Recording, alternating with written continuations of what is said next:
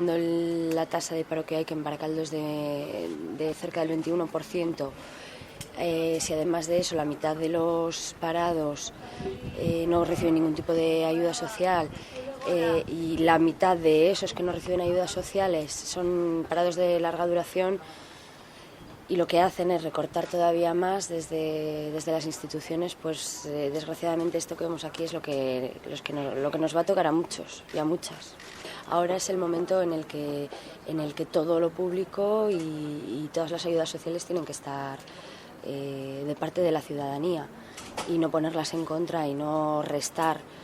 porque la situación ya es muy dura. Aquí, que ha sido una ciudad fabril, una ciudad de servicios, donde la tasa de paro se ha incrementado muchísimo, desde luego la peor solución de todas es que haya recortes sociales.